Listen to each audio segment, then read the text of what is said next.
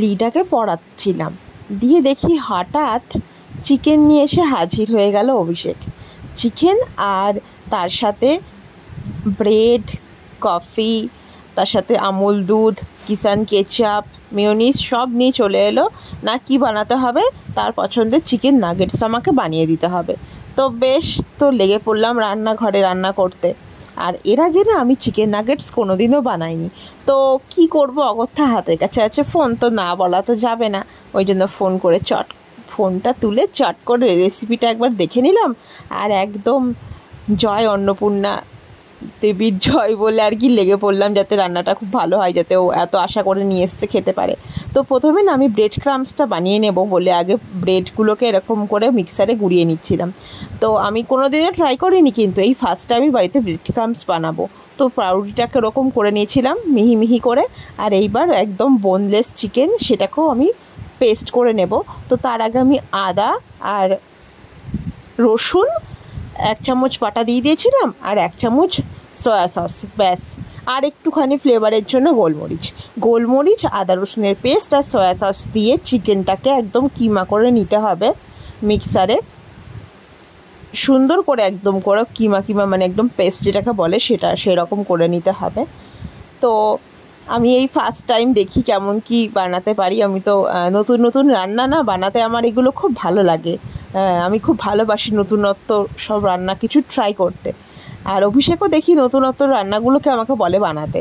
তো এই তো তোমরা না ব্রেড ওই যখন মিক্সারে কিমাটা করছো তার মধ্যেও ব্রেড দিয়ে দিতে পারো, আর নাহলে আগে এরকম ব্রেডটা গুঁড়িয়ে রেখে তো একটু করে অল্প করে অ্যাড করতে পারো। আর দেখো আমাকে হেল্প করার জন্য ওই দেখো লিডা ছুটতে চলে এসছে, ও বলছে আমি স্পুনে করে দেবো।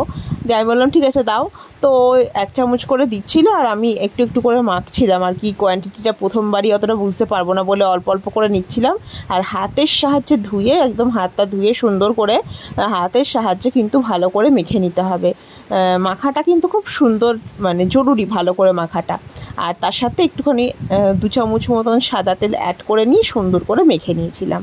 আর এইবার নাগেটসের শেপটা হয় কিন্তু স্কোয়ার, কিন্তু যাতে আমাকে মানে তাড়াতাড়ি করতে হতো ব্যাপারটা। তো ওরকম স্কোয়ারটা একটুখানি সময় সাপেক্ষ ছিল বলে আমি আর কি আমার মনের মতন একটা আকার আর কি দিয়ে দিয়েছিলাম। তো এরম করে আমি চিকেন নাগেটসগুলোকে বানিয়ে নিয়েছিলাম। তো বেশ অনেক কটা হয়েছিল। আর এবার কড়াইয়ে না ব্রেড ক্রাম্বসটা করে নিই। চলো দেখে নাও তোমরা কীভাবে। আমি একটু ফার্স্ট টাইম ট্রাই করছি, আমার খুব ভালো লাগছিলো করতে, যে এই ফার্স্ট টাইম আমি ব্রেড ক্রাম্বসগুলো বানাচ্ছি। তো ওই তো কড়াইয়ে কিছুই না আর কি, একটুখানি মিডিয়াম আছে একটু নেড়ে নিতে হবে, তাহলে শক্ত হয়ে যাবে। আর এইবার আমি একটা বাটি নিয়ে নিয়েছিলাম, আর একটা ডিমটাকে ফেটিয়ে নিয়েছিলাম, আর তাতে দিয়েছিলাম সামান্য লবণ আর একটু গোলমরিচের গুঁড়ো, ব্যাস আর কিছু দিইনি। এবার ডিমটাকে সুন্দর করে ফাটিয়ে নিচ্ছিলাম। আর ওদিকে বারবার তাড়া দিচ্ছিল, কই হলো কত দূর আর কতক্ষণ। তো সেই জন্য আমাকে রান্নাটাকে আরও তাড়াতাড়ি করতে হবে, এই ভেবেই তাড়াতাড়ি আর কি করছিলাম। তার মধ্যে ভিডিওটা করেছি যতটা পেরেছি। তো এই তো একটা করে তোমাদের না এক্ষেত্রে 2টো হাত কিন্তু ইউজ করাটা খুব জরুরি। 2টো হাতই সুন্দর করে ধুয়ে নেবে, দিয়ে একদিকে ডিমের গোলা মাখাবে, আর একটা হাত দিয়ে কিন্তু ব্রেড ক্রাম্বস এরমভাবে কোট করে নেবে। আর এক হাতেই যদি ডিমের গোলা মাখিয়ে আবার ব্রেড ক্রাম্বসে মাখাও, সারা হাত কিন্তু মেখে যাবে ব্রেড ক্রাম্বসে ভর্তি হয়ে, ঠিকঠাকভাবে নাগেটসগুলোই লাগবে না। তো সেই কারণে একটা হাত দিয়ে প্রথমে ডিমের গোলাটা মাখাবে, আর একটা হাত দিয়ে সুন্দর করে এরম করে মাখিয়ে রেখে দেবে। তো যথারীতি এরম করে আমি করে নিচ্ছিলাম প্রতিটা আর কি চিকেনের নাগেটসগুলোকে আমি এরকম করে নিয়েছিলাম। আর এই যে খুব সুন্দরভাবে তৈরি হয়ে গেছিলো। আর কড়াই হতে দিয়েছিলাম গরম তেল, মানে তেল গরম হতে দিয়েছিলাম আর কি। আর আঁচটাকে কিন্তু তোমাদের খুব সাবধানে রাখতে হবে, যেহেতু নাগেটস একটু লো আছে কিন্তু ভাজতে হবে ব্যাপারটা।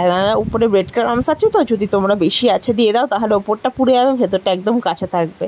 তো সেইভাবে আমি একদম লো আছে প্রায় সুন্দর করে এদিক ওদিক নাড়িয়ে সুন্দর করে লালচে করে ভেজে নিচ্ছিলাম।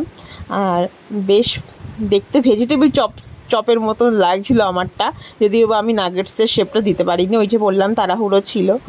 তো বেশ ফুলের রঙটা এত ভালো লাগছিল দেখতে।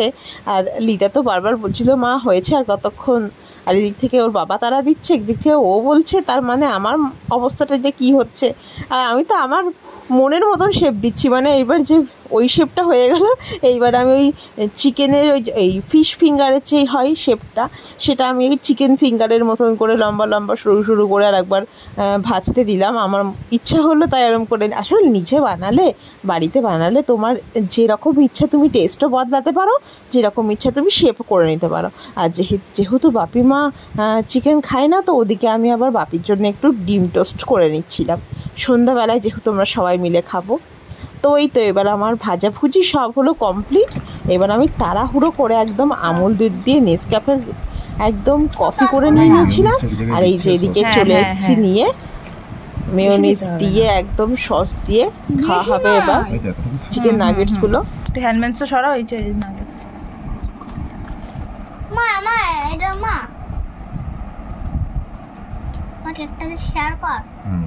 তুমি বলো, তুমি রিভিউটা দাও, তুমি খেয়ে বলো। হ্যাঁ ওখানে না, ওখানে টাচ করিয়ে ডিপ করিয়ে নাও আস্তে। হ্যাঁ স্লোলি স্লোলি। বাপরে খা, চিকেন রোস্ট গরম না তো? Slowly slowly. হ্যাঁ কেমন হয়েছে? হ্যালো, আমার দিকে তাকিয়ে বলো কেমন হয়েছে চিকেন নাগেটস? ভালো হয়েছে তো? খাও। পুরো সস।